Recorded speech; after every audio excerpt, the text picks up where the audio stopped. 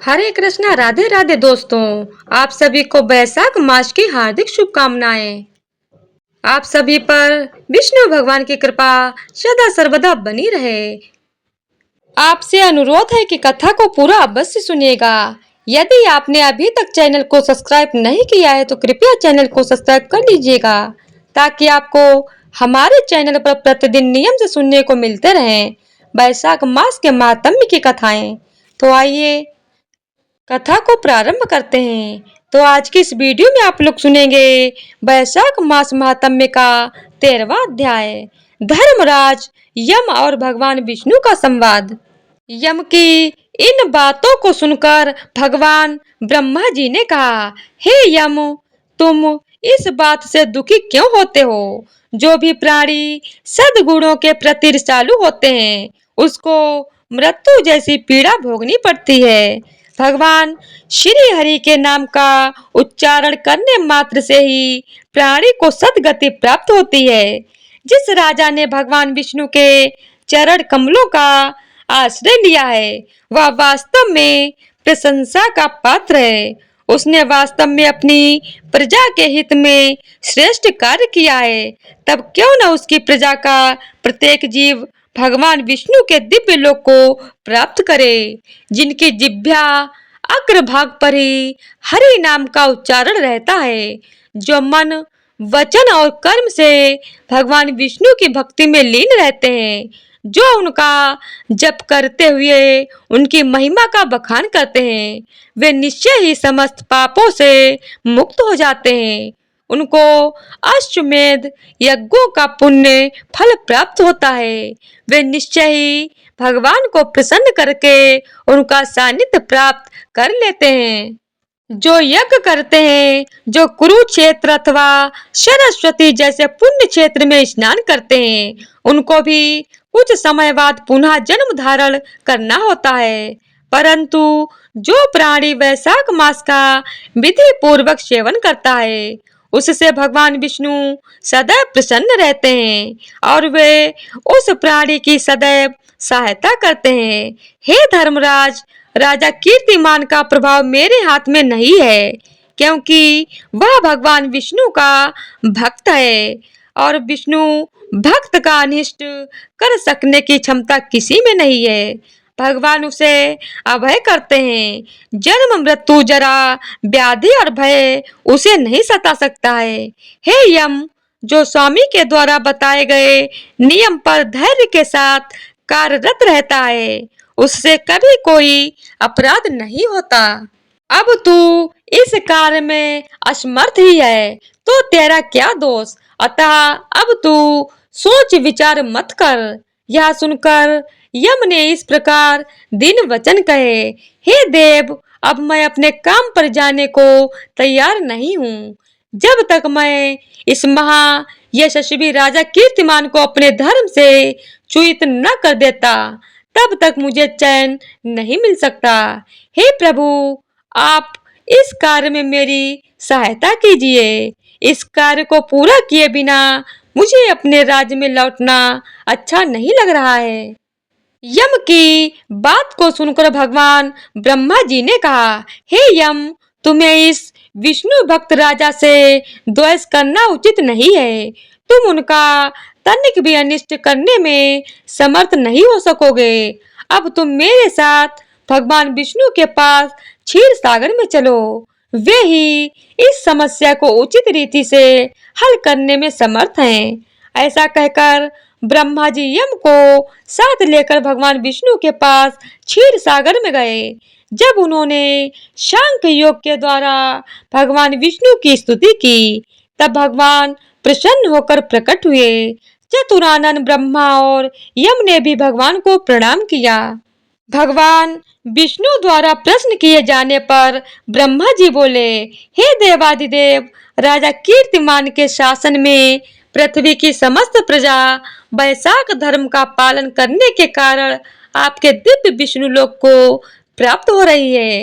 इस कारण यमराज की पुरी शून्य हो गई है। अपनी पुरी की इस दुर्दशा से क्षुब्ध होकर यमराज उस राजा से युद्ध करने के लिए भी गया था। इसने उसे मारने के लिए अपना दंड भी उठाया था। उस समय आपके चक्र ने राजा की रक्षा की और यम को परास्त कर वापस चला गया।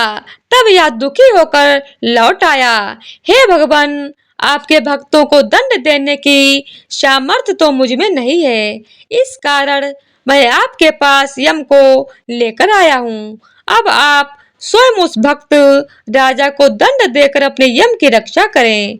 ब्रह्मा की बातों को सुनकर भगवान ने हंसकर कहा, हे ब्राह्मण, मैं लक्ष्मी जी, प्राण दे, श्रीवत्स, कौस्तुभी, मणि वैजयंती माला, श्वेत दीप, बैकुंठ, क्षीर सागर, शेषशय्या और गरुड़ को भी त्याग सकता हूँ, परंतु अपने भक्त को कभी नहीं त्याग सकता। जो मेरे ही निमित्त लव लगाते हैं, उनको कैसे त्याग सकता हूँ।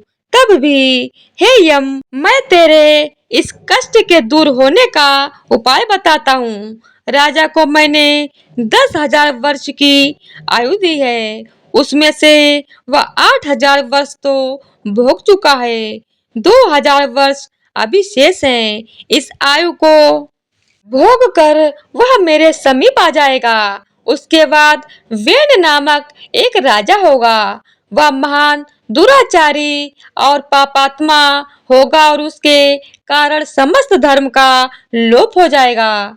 तभी वैशाख धर्म भी नष्ट हो जाएगा और वह पापी राजा वेन अपने ही पापों से भस्म हो जाएगा। उसके बाद मैं पृथु रूप में पुनः अवतीर्ण होकर धर्म की स्थापना करूंगा। हे यम, तू सोच मत कर, तेरे कार्य की सिद्धि हो जाएगी।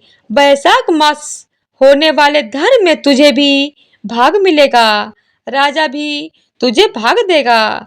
तू इस चिंता संताप को त्याग कर पराक्रम करने के योग्य बन। पृथ्वी के जो प्राणी तेरे निमित्त स्नान, अर्ध जल, कुंभ, दही, अन्न आदि का दान नहीं करेंगे, उनके वैशाख मास में किए हुए कर्म निष्फल हो जाएंगे। राजा भी तुझे निश्चय ही तुझे तेरा भाग देगा। तू उसके ऊपर क्रोध मत कर।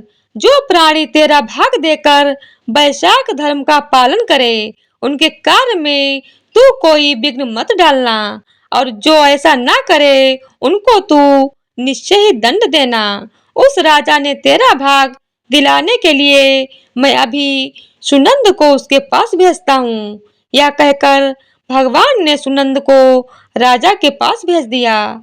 सुनंद राजा को समझाकर वापस लौट आया तथा यम के सामने ही उसने श्री भगवान को राजा की स्वीकृति भी बता दी। तत्पश्चात भगवान यम को समझाकर अंतर ध्यान हो गए। ब्रह्मा जी भी यम को समझा बुझाकर अपने लोक को चले गए। यम भी प्रसन्न होकर अपनी पुरी को लौट गया।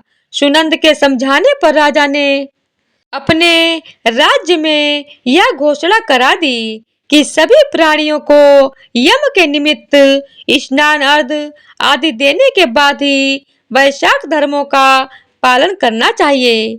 यदि कोई ऐसा नहीं करेगा तो स्वयं यमराज उसे दंड देंगे। अस्तु, वैशाख पूर्णिमा को पहले यम के लिए जल का घड़ा, दही और अन्न का दान करना चाहिए। उसके बाद ही पितरों के लिए, फिर गुरु के लिए और अंत में भगवान मधुसूदन के निमित्त उनकी प्रतिमा की पूजा करके किसी धर्म परायण ब्राह्मण को शीतल जल, दही, अन्न, तांबूल, दक्षिणा और फल आदि कांसे के पात्र में रखकर समर्पित करने चाहिए।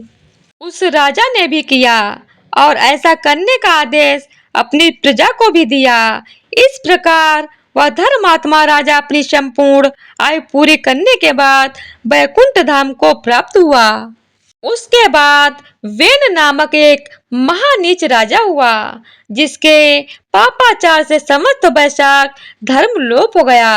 तभी से इस वैशाख धर्म के विषय में विरले विष्णु भक्त ही जानते हैं। तो इसी तरह से वैशाख मास महात्म्य का 13वां अध्याय पूरा हुआ। तो प्रेम से बोलिए ओम नमो भगवते वासुदेवाय नमः। तो आज की वीडियो अगर आप लोगों को पसंद आई हो तो वीडियो को लाइक शेयर और चैनल को सब्सक्राइब कर दीजिएगा। धन्यवाद।